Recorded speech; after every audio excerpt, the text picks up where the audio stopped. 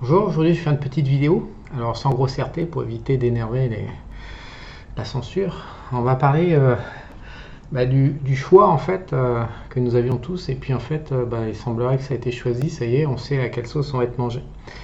Alors pendant quand même 2 décennies, on avait le choix de choisir la décroissance.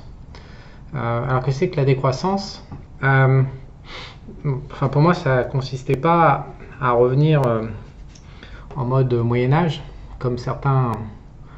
Alors si je dis bobo gaucho, ça va, c'est pas une insulte, là. Vous n'allez pas me déclencher encore du compliance. Un petit bobo gaucho quand même en France, voilà, ils aiment bien le truc du Moyen-Âge, retour, aux sources et tout. Bon, la décroissance en fait, c'est que techniquement l'économie, comme elle est normée aujourd'hui, il y a quand même des choses qui vont pas bien. Le capitalisme mondial, enfin le socialisme mondial, puisqu'il n'y a plus de capitalisme depuis 30 ou 40 ans, le socialisme mondial en fait, il a dérapé et on aurait pu le corriger, comme on va le voir avec 3, 4, 5 idées là. Et en fait, il n'y a que deux moyens. On arrive à un stade de déséquilibre où il n'y a plus que deux moyens pour corriger les erreurs du socialisme. Et je dis pas que le capitalisme aurait fait mieux que le socialisme. En fait, capitalisme ou socialisme, vu la manière dont ils étaient conçus depuis 200 ans, c'était voué à l'échec. Ça ne l'était pas avant, ça l'est devenu tout simplement à cause de la croissance démographique et le fait que la théorie économique était basée sur des réserves infinies de matières premières, ce qui n'est pas le cas. Donc on le sait tous qu'il y a un problème majeur de ressources disponibles par rapport à la manière dont on procède. Donc que ce soit du ex-capitalisme et du socialisme mondial depuis 40 ans, il y avait comme premier défaut majeur un gaspillage assez monstrueux. Alors, par exemple pour la bouffe, je crois qu'il s'agit de 50% par la poubelle, puisqu'il faut toujours vendre le beau produit, le plus parfait. Et puis dès que le produit n'est plus beau, on le met à la poubelle. Donc ça c'est... On gaspille le sol en fait, on gaspille la capacité de production du sol. Donc en agriculture, on gaspille X, des milliards de tonnes de matières premières. Par exemple, dans l'industrie, le truc qui est assez, comment dire, pour faire du profit, il faut que le client rachète, ce qu'on appelle le repeat business. Donc du coup, les industriels ont programmé une obsolescence rapide de ce qu'ils vendent, contrairement à il y a 50 ou 60 ans, de manière à ce que la machine qui a été achetée pète et que le client soit obligé de racheter de manière à faire tourner les chiffres d'affaires, les profits, les marges et rentabiliser les investissements. Donc l'obsolescence programmée dans l'industrie, le gaspillage dans la bouffe et les matières premières. Aussi, et un autre truc, c'est qu'on n'a jamais trop cherché à améliorer radicalement l'efficacité et la productivité, c'est-à-dire faire plus avec moins de capital, moins de ressources, moins de main-d'œuvre. On était dans des business un peu extensifs, que ce soit le capitalisme puis après le socialisme. C'est vrai que vraiment il y a moyen de changer la manière dont on pourrait procéder. Il y a le système financier qui est complètement verrouillé. Ça, je n'ai pas besoin de vous l'expliquer avec les dettes.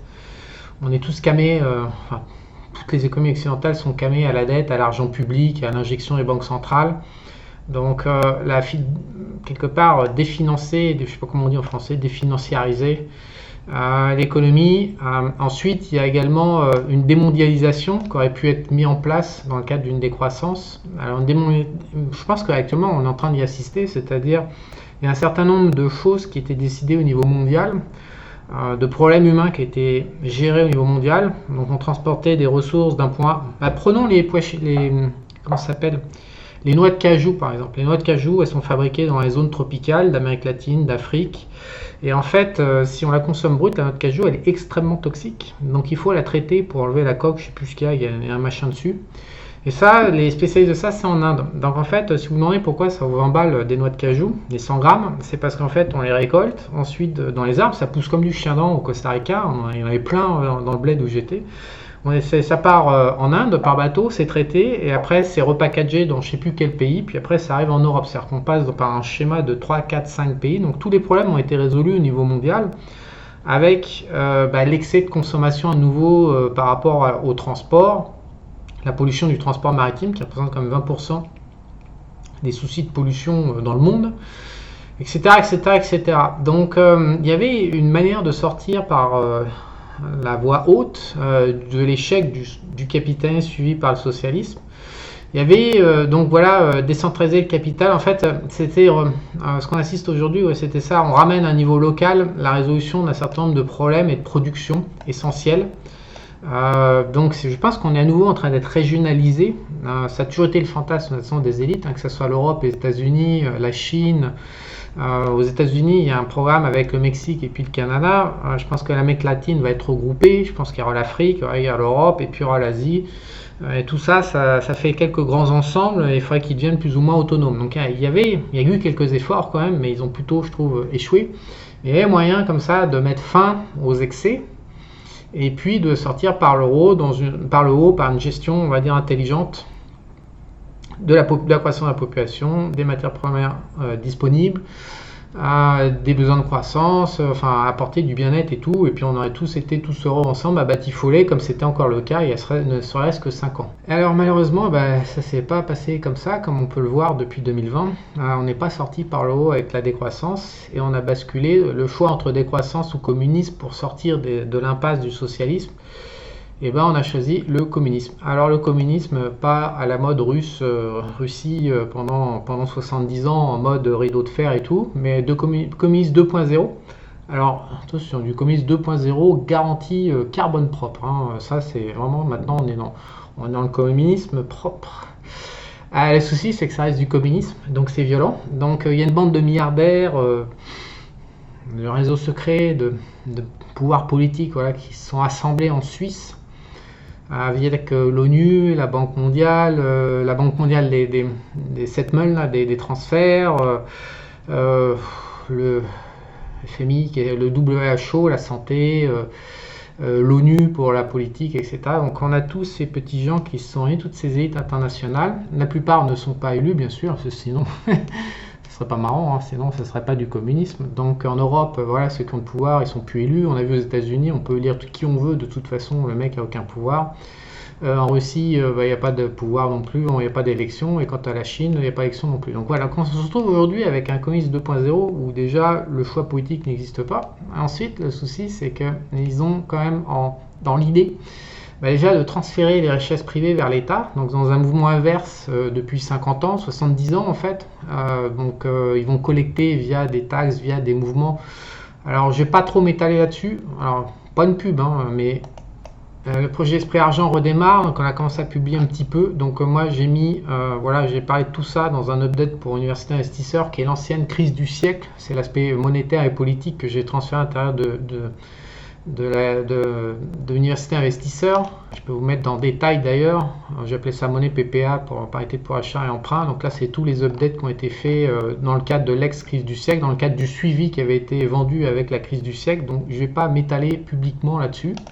Sur les mécanismes de transfert de richesses privées vers les États, voilà. Ensuite, il y a le contrôle des mouvements. Ça, vous êtes comme moi, vous avez bien dû voir que monter dans l'avion maintenant, c'est assez pénible. Il faut être patient, il faut une blinde de documents. Ça dégoûte au bout d'un moment. Si on n'a pas un avion privé, honnêtement, l'avion public, je ne sais pas si vous vous souvenez des vidéos que j'avais fait sur Emirates, la business class, la first class Emirates. Alors, il est loin ce temps-là où vraiment c'était pour moi une période de liberté intense.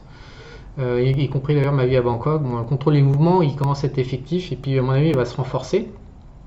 Alors ce que fait le communisme aussi, c'est qu'il bloque la créativité par une taxation punitive.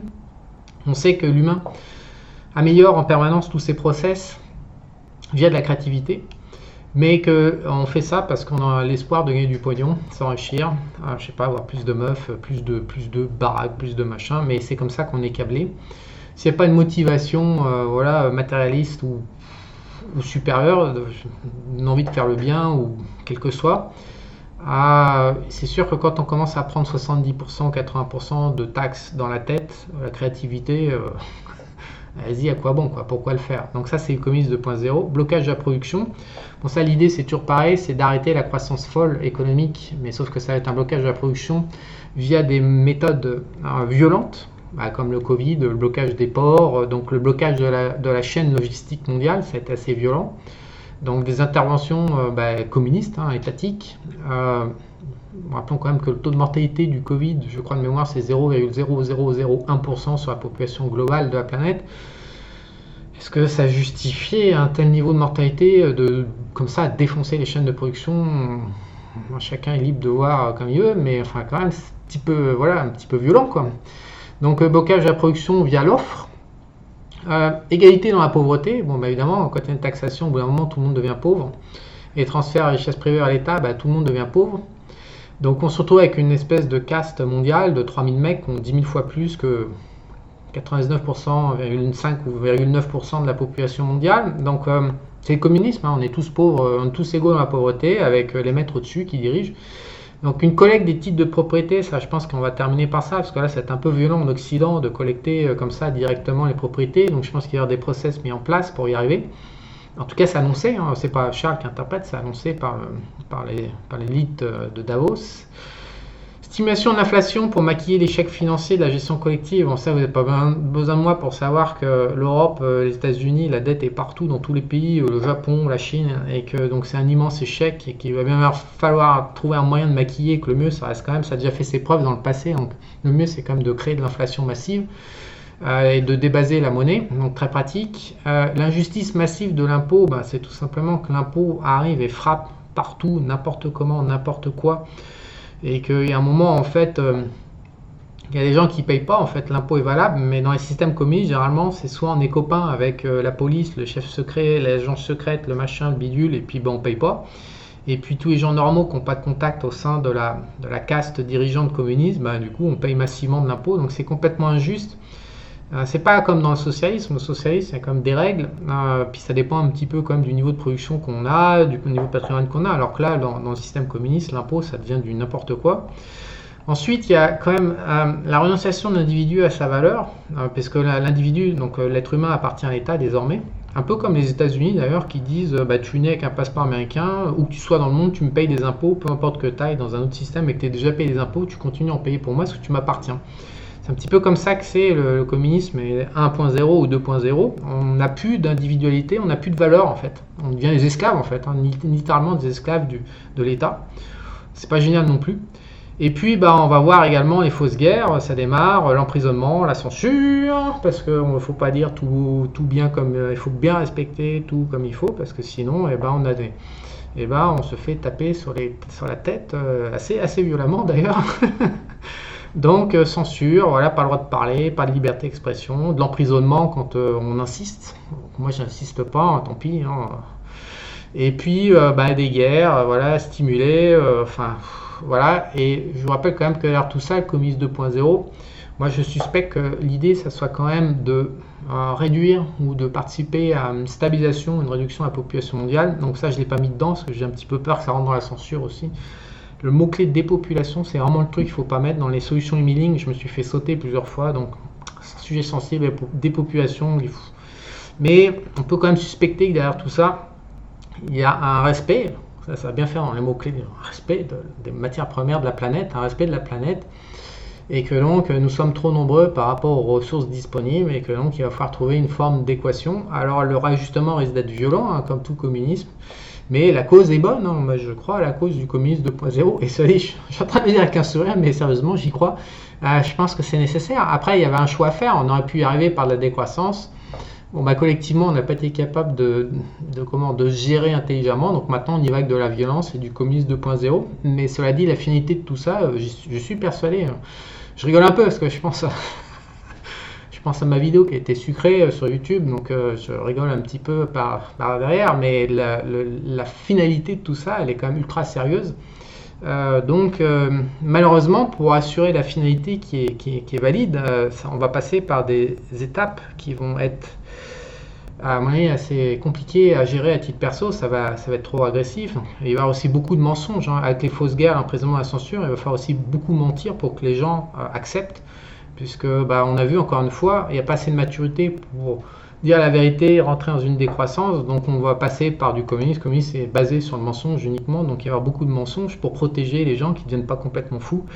Ça va être à mon avis ultra violent les 15 prochaines années qui nous attendent. Voilà, donc moi je pense que la messe est dite maintenant. En fait, si je devais finir cette vidéo, voilà, il faut faire décroissance, bye bye, et puis maintenant, bah, on a choisi le communisme en fait, hein, indirectement, donc ça va être sport.